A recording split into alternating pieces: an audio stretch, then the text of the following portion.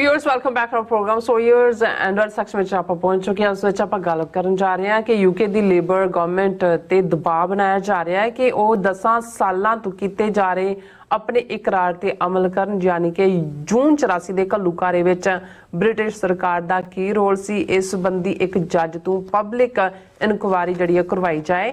ਇਸ ਸੰਬੰਧੀ ਬਿੰਗਮ city council ਦੇ ਜਿਹੜੇ ਕਾਉਂਸਲਰ ਜੌਨ ਕਾਟਨ ਨੇ डिप्टी प्राइम मिनिस्टर ਨੂੰ ਇੱਕ ਪੱਤਰ ਵੀ ਲਿਖਿਆ ਹੈ। ਸੋ ਇਸ ਬਾਰੇ ਆਪਾਂ ਗੱਲਬਾਤ ਕਰਨ ਜਾ ਰਹੇ ਹਾਂ ਔਰ ਨਾਲ ਹੀ ਜਿਹੜੇ ਤੁਹਾਡੇ ਲਾਈਵ ਮੈਸੇਜ ਨੇ ਉਹ ਵੀ ਆਪਾਂ ਸਾਂਝੇ ਕਰਨ ਜਾ ਰਹੇ ਹਾਂ।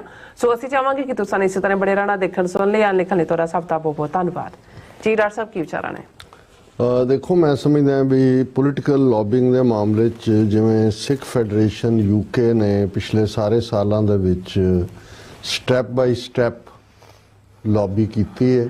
ਸਭ ਤੋਂ ਪਹਿਲਾਂ ਸਿੱਖ ਏਜੰਡਾ ਦੇ ਥੱਲੇ ਉਹਨਾਂ ਨੇ ਦੱਸਿਆ ਕਿ ਭਾਈ ਜੇ ਅਸੀਂ ਆਪਣੇ ਐਜ਼ ਏ ਮਾਈਨੋਰਿਟੀ ਆਪਣੇ ਇੰਟਰਸਟ ਨੂੰ ਵਾਚ ਕਰਨਾ ਹੈ ਤੇ ਸਾਨੂੰ ਸਭ ਧਿਰਾਂ ਨੂੰ, ਜਿਵੇਂ ਉੱਥੇ ਲੇਬਰ ਹੈ, ਕੰਜ਼ਰਵੇਟਿਵ ਹੈ ਜਾਂ ਸਕਾਟਿਸ਼ ਨੈਸ਼ਨਲਿਸਟ ਪਾਰਟੀ ਸੀ, ਕਿ ਉਹਨਾਂ ਨੂੰ ਜਿੱਥੇ ਸਿੱਖ ਵਸਦੇ ਨੇ ਉਹ ਆਪਣੇ ਜਿਨ੍ਹਾਂ ਨੇ ਉਹਨਾਂ ਦੀ ਸਿੱਖਾਂ ਦੀ ਸਪੋਰਟ ਲੈਣੀ ਹੈ ਉਹਨਾਂ ਨੂੰ ਆਪਣਾ ਸਿੱਖ ਏਜੰਡਾ ਦੇਣ, ਉਹਨਾਂ ਨੂੰ ਕਹਿਣ ਕਿ ਜੀ ਆਹ ਸਾਡੀਆਂ ਮੰਗਾਂ ਨੇ, ਤੁਸੀਂ ਦੱਸੋ ਕਿਹਦੀ ਹਮਾਇਤ ਕਰਦੇ ਹੋ। ਔਰ final right of self determination ਸੀ ਉਸ ਦੇ ਵਿੱਚ। ਪਰ ਇੱਕ ਮੰਗ ਜਿਹੜੀ ਕਨਸਟੈਂਟਲੀ ਔਰ ਕੰਸਿਸਟੈਂਟਲੀ ਕੀਤੀ ਜਾਂਦੀ ਰਹੀ ਸਿੱਖ ਫੈਡਰੇਸ਼ਨ ਵੱਲੋਂ ਕਿ ਜਦੋਂ ਖਾਸ ਤੌਰ ਤੇ ਸਾਹਮਣੇ ਆਇਆ ਕਿ ਫਰਵਰੀ 1984 'ਚ ਇੰਦਰਾ ਗਾਂਧੀ ਨੇ ਉਸ ਵੇਲੇ ਦੀ ਯੂਕੇ ਦੀ ਪ੍ਰਾਈਮ ਮਿਨਿਸਟਰ ਮਾਰਗਰਟ ਥੈਚਰ ਨੂੰ ਚਿੱਠੀ ਲਿਖੀ, ਮਦਦ ਮੰਗੀ ਜੋ ਸਿੱਖਾਂ ਦੇ ਖਿਲਾਫ ਕਾਰਵਾਈ ਦਰਬਾਰ ਸਾਹਿਬ ਕੰਪਲੈਕਸ 'ਚੋਂ ਕਰਨਾ ਚਾਹੁੰਦੇ ਸੀ। ਔਰ ਉਹਨੇ ਹਾਮੀ ਭਰੀ ਮਾਰਗਰਟ ਥੈਚਰ ਨੇ। ਔਰ MI6 ਆਪਣੀ ਜਿਹੜੀ ਉਹਨਾਂ ਦੀ ਆਊਟਸਾਈਡ ਮੁਲਕਾਂ 'ਚ ਡੀਲ ਕਰਨ ਵਾਲੀ ਖੁਫੀਆ ਏਜੰਸੀ ਹੈ ਉਹਦੇ 2 ਆਫੀਸ਼ੀਅਲਸ ਨੂੰ ਭੇਜਿਆ।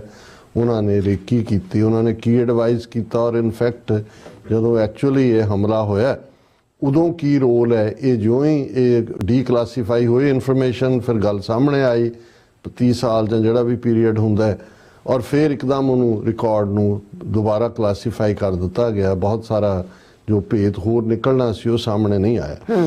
ਔਰ ਇਸ ਪੀਰੀਅਡ 'ਚ ਕਿਉਂਕਿ ਆਲਮੋਸਟ 10 ਸਾਲ ਕੰਜ਼ਰਵੇਟਿਵ ਪਾਰਟੀ ਦੀ ਗਵਰਨਮੈਂਟ ਰਹੀ, ਮਾਰਗਰਟ ਥੈਚਰ ਉਹਨਾਂ ਦੀ ਪ੍ਰਾਈਮ ਮਿਨਿਸਟਰ ਸੀ। ਸੋ ਲੇਬਰ ਪਾਰਟੀ ਜਿਨ੍ਹਾਂ ਦੀ ਹੁਣ ਹਕੂਮਤ ਬਣੀ ਹੈ 10 ਸਾਲ ਬਾਅਦ ਔਰ ਬਹੁਤ ਮੈਜੋਰਿਟੀ ਦੇ ਨਾਲ ਆਏ ਨੇ, ਜਿਹਦੇ 'ਚ ਜਿਹੜਾ ਉਹ ਸਿੱਖਾਂ ਨੇ ਵੋਟਾਂ ਔਰ 10 ਸਾਲ ਤੋਂ ਇਹਨਾਂ ਦੀ ਕੰਸਿਸਟੈਂਟ ਲੇਬਰ ਪਾਰਟੀ ਦਾ ਸੀ ਜਿਹੜੀ ਸਿੱਖ ਫੈਡਰੇਸ਼ਨ ਯੂਕੇ ਸਮੇਤ ਸਿੱਖ ਜਥੇਬੰਦੀਆਂ ਦੀ, ਯੂਕੇ ਦੀ ਗੁਰਦੁਆਰਾ ਕਮੇਟੀਆਂ ਦੀ ਮੰਗ ਸੀ ਕਿ ਇੱਕ ਜੱਜ ਅਪਾਇੰਟ ਕੀਤਾ ਜਾਏ, ਪਬਲਿਕ ਇਨਕੁਆਇਰੀ ਹੋਏ ਔਰ ਫੁੱਲ ਫਲੈਜਡ ਕਿ ਯੂਕੇ ਦਾ ਕੀ ਰੋਲ ਹੈ ਜੂਨ 84 ਦੇ ਘੱਲੂਘਾਰੇ। ਔਰ ਇਸ ਨੂੰ ਨਾ ਸਿਰਫ ਲੇਬਰ ਪਾਰਟੀ ਦੀ ਲੀਡਰਸ਼ਿਪ ਹਰ ਮੌਕੇ ਦੇ ਉੱਤੇ ਖੁਦ ਦੁਹਰਾਉਂਦੀ ਰਹੀ, ਹੁਣ 1 ਦਰਜਨ ਦੇ ਕਰੀਬ ਸਿੱਖ MP ਵੀ ਬਣੇ ਨੇ ਅੱਡ-ਅੱਡ ਪਾਰਟੀਆਂ 'ਚੋਂ।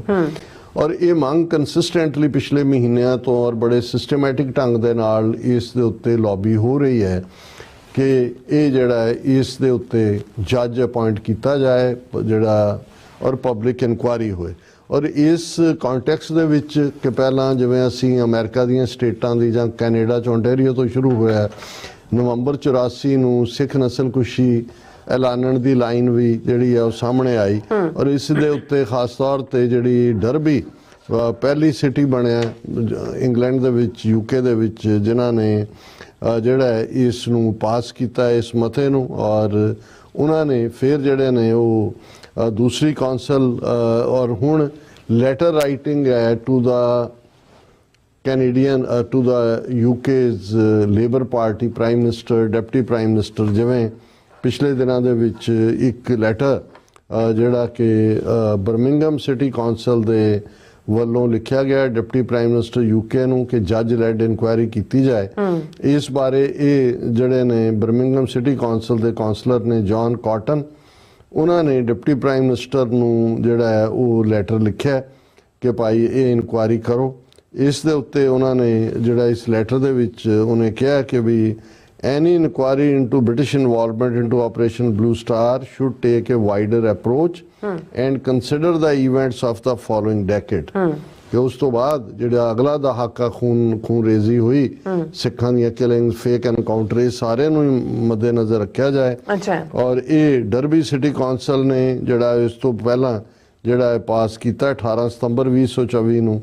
ਔਰ ਉਹਨਾਂ ਨੇ ਵੀ ਜਿਹੜਾ ਇੱਕ ਲੇਬਰ ਲੀਡਰ ਨੂੰ ਡਰਬੀ ਸਿਟੀ ਕੌਂਸਲ ਵੱਲੋਂ ਜਿਹੜਾ ਨੈਡਲੀਨ ਪੀਟਫੀਲਡ ਨੇ ਅਕਤੂਬਰ 'ਚ ਲਿਖਿਆ ਕਿ ਭਾਈ ਇਸ ਦੇ ਉੱਤੇ ਜਿਹੜਾ ਇਕਰਾਰ ਤੁਹਾਡਾ ਹੈ ਉਸ ਦੇ ਉੱਤੇ ਤੁਸੀਂ ਐਕਟ ਕਰੋ। ਔਰ ਉਹਦਾ ਜਿਹੜਾ ਲੈਟਰ ਸੀ ਬੀਬੀ ਦਾ, ਉਸ ਦੇ ਵਿੱਚ ਉਹਨਾਂ ਨੇ ਕਿਹਾ the best way to provide the truth on the historical role of the British government played in June 1984 is through a public inquiry led by a judge। कि एक जज बेस्ड ये इंक्वायरी होए।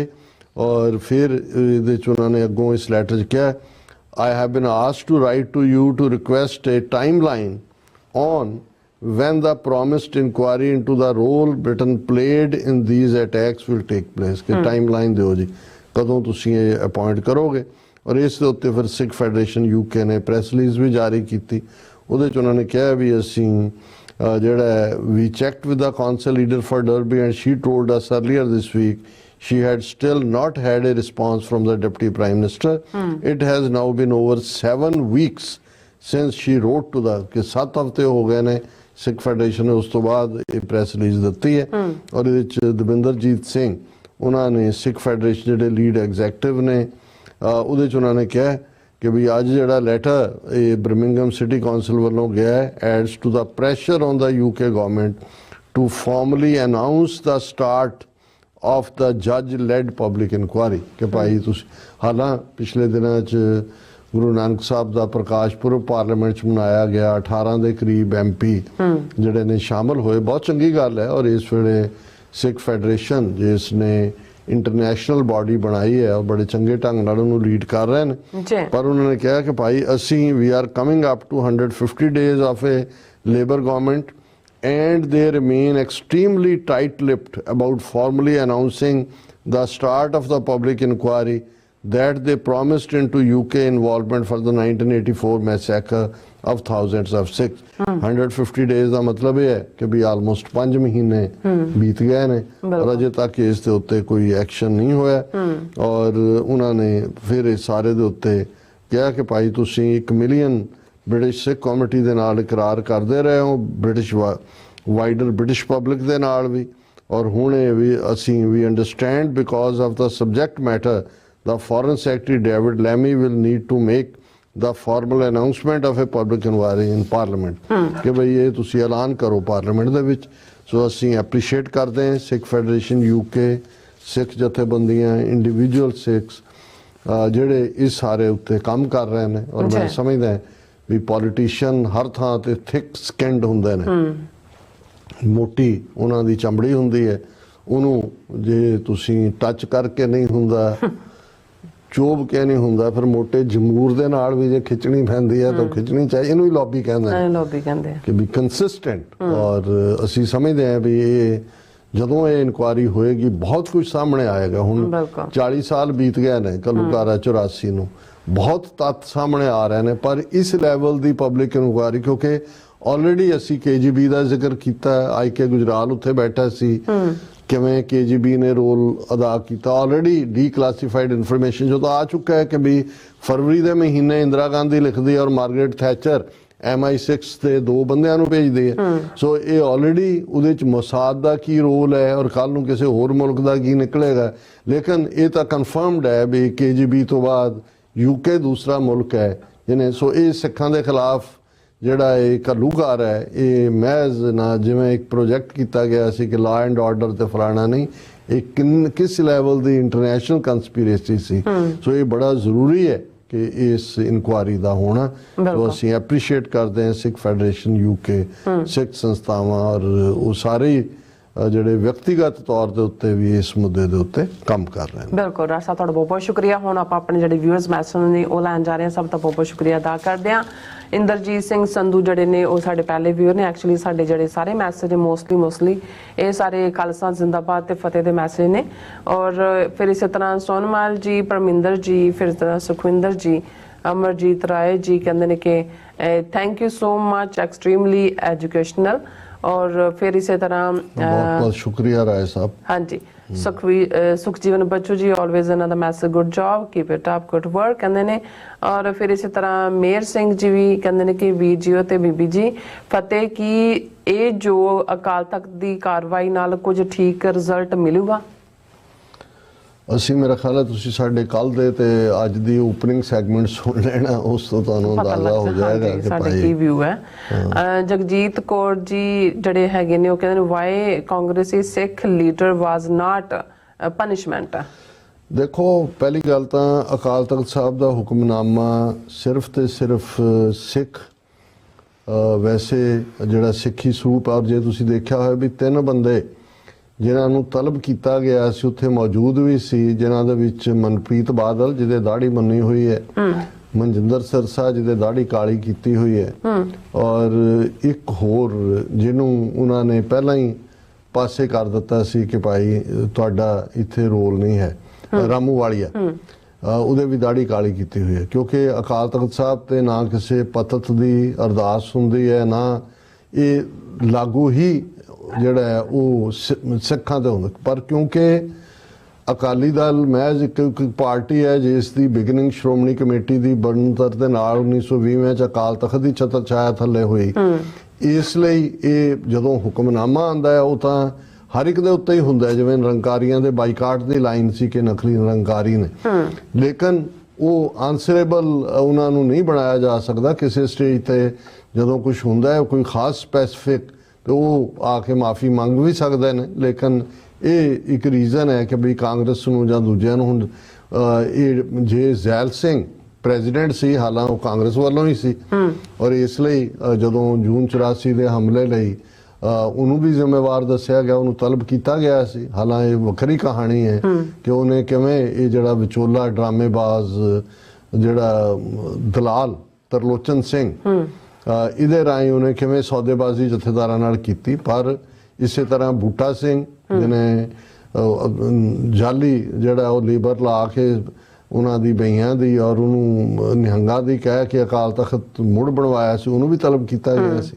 ਸੋ ਤਲਬ ਤਾਂ ਹੁੰਦੇ ਨੇ, ਲੇਕਿਨ ਇਹ ਹੈ ਕਿ ਵੀ ਐਜ਼ ਏ ਪਾਰਟੀ ਤਾਂ ਅਕਾਲੀ ਦਲ ਜੋ ਕੁਝ ਉਹਨਾਂ ਨੇ ਕੀਤਾ 10 ਸਾਲ ਦੀ ਹਕੂਮਤ ਵੇਲੇ ਉਹਨਾਂ ਦਾ ਰੋਲ ਹੈ ਜੀ। ਔਰ ਕੁਲਦੀਪ ਕੌਰ ਜੀ ਫਤਿਹ, ਫਿਰ ਹਰਮਨ ਪੰਨੂ ਜੀ, ਰਾਜਨਪ੍ਰੀਤ ਸਿੰਘ ਜੀ, ਜਸਕੀਰਤ ਸਿੰਘ ਜੀ, ਗੁਰਮੁਖ ਸਿੰਘ ਗੁਰਮੁਖ ਜੀ, ਫਿਰ ਇਸੇ ਤਰ੍ਹਾਂ ਕਿਰਪਾਲ ਐਸ ਜੀ ਕਹਿੰਦੇ ਨੇ ਤਖਤੇ ਅਕਾਲ ਦੀ ਓਟ ਲੈ ਕੇ ਸਰਬੱਤ ਦਾ ਭਲਾ ਮੰਗਣ ਤੇ ਕਰਨ ਵਾਲਾ ਹੀ ਅਸਲ ਵਿੱਚ ਸਰਬੱਤ ਦਾ ਰਾਜਾ ਕਹਾਉਣ ਦਾ ਹੱਕਦਾਰ ਹੁੰਦਾ। ਅਜਿਹੇ ਰਾਜੇ ਨੂੰ ਹੀ ਖਾਲਸਾ ਕਹਿੰਦੇ ਹਨ। ਭਾਈ ਤਖਤ ਕੇ ਲਾਇਕ। ਹਾਂਜੀ। ਫਿਰ ਇਸੇ ਤਰ੍ਹਾਂ ਬਲੈਕੀਆ ਗਿਮੇ ਜੀ ਫਤਿਹ ਬੁਲਾਉਂਦੇ ਨੇ, ਰੇਸ਼ਮ ਸਿੰਘ ਜੀ ਵੀ, ਕੁਲਵਿੰਦਰ ਸਿੰਘ ਭਿੰਡਰ ਜੀ ਵੀ, ਫਿਰ ਸੁਰਜੀਤ ਕੌਰ ਜੀ ਵੀ, ਧਰਮ ਸਿੰਘ ਜੀ ਵੀ, ਨੂਪਾ ਜੀ। ਇਹ ਕਹਿੰਦੇ ਨੇ ਕਿ ਕੀ FBI ਦੇ ਡਾਇਰੈਕਟਰ ਗੁਜਰਾਤੀ ਪਟੇਲ ਦੀ ਅਪਾਇੰਟ ਹੋਣ ਨਾਲ ਸਿੱਖਾਂ ਤੇ ਇਫੈਕਟ ਪਵੇਗਾ? ਇਹਨਾਂ ਦੀ ਕਹਿਣ ਤੇ ਟਰੰਪ ਨੇ ਲਈ ਹੈ, ਪਤਾ ਨਹੀਂ। ਨੂਪਾ ਜੀ ਤੁਸੀਂ ਸ਼ਾਇਦ ਲੇਟ ਆਏ, ਕੱਲ ਦਾ ਇੱਕ ਸਾਡਾ ਸੈਗਮੈਂਟ ਹੀ ਸਕਾਸ਼ ਪਟੇਲ ਦੇ ਉੱਤੇ ਸੀ, ਉਹ ਤੁਸੀਂ ਸੁਣ ਸਕਦੇ ਹੋ, ਦੇਖ ਸਕਦੇ ਹੋ। ਹਾਂਜੀ। ਅੱਜ ਵਾਲੇ ਚ ਵੀ ਅਸੀਂ ਤੁਲਸੀ ਗੈਬਰਟ ਦੇ ਹਵਾਲੇ ਨਾਲ ਵੀ ਓਵਰਆਲ ਗੱਲ ਕੀਤੀ, ਸੋ ਉਹਨੂੰ ਤੁਸੀਂ ਦੇਖ ਲਿਓ, ਉਹਦੇ ਚ ਜਵਾਬ ਹੈ ਤੁਹਾਡੇ ਸਵਾਲ ਦਾ। ਬਿਲਕੁਲ। ਗਿਆਨੀ ਅਵਤਾਰ ਸਿੰਘ ਜੀ, ਫਿਰ ਇਸੇ ਤਰ੍ਹਾਂ ਬਲਿਹਾਰ ਸਿੰਘ ਕੰਗ ਜੀ ਔਰ ਸਿੰਘ ਗਰਚਾ ਜੀ, ਬਸਰਾ ਜੀ, ਫਿਰ ਇਸੇ ਤਰ੍ਹਾਂ ਗੁਰਮਹਿੰਦਰ ਸਿੰਘ ਜੀ, ਜਤਿੰਦਰ ਸਿੰਘ ਜੀ, ਲਾਡੀ ਸਿੰਘ ਜੀ, ਸਾਹਿਲ ਨੱਟ ਜੀ, ਫਿਰ ਇਸੇ ਤਰ੍ਹਾਂ ਹਰਜੀਤ ਸਿੰਘ ਸੰਧੂ ਜੀ, ਫਿਰ ਇਸ ਤਰ੍ਹਾਂ ਗੁਰਮਹਿੰਦਰ ਸਿੰਘ ਨੇ ਬਾਬਾ ਜੀ ਇਹ ਸਾਰਾ ਨੈਰੇਟਿਵ ਦੁਬਾਰਾ ਸਿੱਖ ਕੌਮ ਨੂੰ ਇੱਕ ਥਾਂ ਰੱਖਣ ਵਾਸਤੇ ਚਲਾਇਆ ਜਾ ਰਿਹਾ ਹੈ ਕਿ ਸਿੱਖ ਅੱਗੇ ਨਾ ਵੱਧ ਸਕਣ। ਹਾਂ ਉਹ ਸਰਕਲ ਚ ਤੁਹਾਨੂੰ ਘੁਮਾ ਰਹੇ ਨੇ ਉਹ ਸਾਰੇ। ਨਿਹੰਗ ਸਿੰਘ ਜੀ ਔਰ ਕਹਿੰਦੇ ਨੇ ਕਿ great show, always great show. ਫਿਰ ਸ਼ੁਕਰੀਆ ਭਾਈ ਸਾਹਿਬ ਸੁਰਮਖ ਮੰਦਰਾ ਜੀ, ਫਿਰ ਮਨਜੀਤ ਸਿੰਘ ਮਠਾਰੂ ਜੀ, ਔਰ ਇਹ ਕਹਿੰਦੇ ਨੇ ਕਿ ਵਾਹਿਗੁਰੂ ਜੀ ਕਾ ਖਾਲਸਾ ਵਾਹਿਗੁਰੂ ਜੀ ਕੀ ਫਤਿਹ, ਵਾਹਿਗੁਰੂ ਵਾਹਿਗੁਰੂ, ਮਨ ਬਚਨ ਕਰਮ ਵਿੱਚ ਵਾਹਿਗੁਰੂ ਵਾਹਿਗੁਰੂ, ਚਿੱਤ ਆਵੇ ਸਰਬ ਸੁਖ ਹੋਵੇ। ਗੁਰਵਿੰਦਰ ਕੌਰ ਜੀ, ਫਿਰ ਅਕਾਲੀ ਪੱਤਰਕਾਰ ਜੀ, ਇਹ ਸਭ ਸਾਨੂੰ ਫਤਿਹ। ਜਸਬੀਰ ਸਿੰਘ ਜੀ ਫਤਿਹ ਬੁਲਾਉਂਦੇ ਨੇ, ਸਭ ਦਾ ਬਹੁਤ ਬਹੁਤ ਸ਼ੁਕਰੀਆ। ਵਾਹਿਗੁਰੂ ਜੀ ਕਾ ਖਾਲਸਾ ਵਾਹਿਗੁਰੂ ਜੀ ਕੀ ਫਤਿਹ। ਸੋ ਇਸ ਤਰ੍ਹਾਂ ਆਪਣੇ ਵਿਊਅਰਸ ਨੇ ਇਜਾਜ਼ਤ। ਵਿਊਅਰਸ, ਸਾਡੇ ਪ੍ਰੋਗਰਾਮ ਦਾ ਸਮਾਂ ਇੱਥੇ ਖਤਮ ਹੁੰਦਾ। ਤੁਸੀਂ ਆਪਣੀ ਰਾਏ ਤੇ ਸੁਝਾਅ ਸਾਨੂੰ ਭੇਜਣਾ ਨਾ ਭੁੱਲਣਾ ਸਾਡੇ ਇਸ ਪਤੇ ਤੇ SOS@TV4.TV ਤੇ ਅਸੀਂ ਆਪਣਾ ਪ੍ਰੋਗਰਾਮ ਲੈ ਕੇ ਫਿਰ ਦੁਬਾਰਾ ਤੁਹਾਡੇ ਰੂਬਰੂ ਹੋਵਾਂਗੇ। ਤਦ ਤੱਕ ਲਈ ਮੈਨੂੰ ਤੇ ਪੰਡਾ ਸੁਣਾ ਗਿਆ ਤੋਂ ਦੇਖਦੇ ਰਹੋ TV4 ਫਤਿਹ। ਵਾਹਿਗੁਰੂ ਜੀ ਕਾ ਖਾਲਸਾ ਵਾਹਿਗੁਰੂ ਜੀ ਕੀ ਫਤਿਹ। ਰੱਬ ਰਾਖਾ।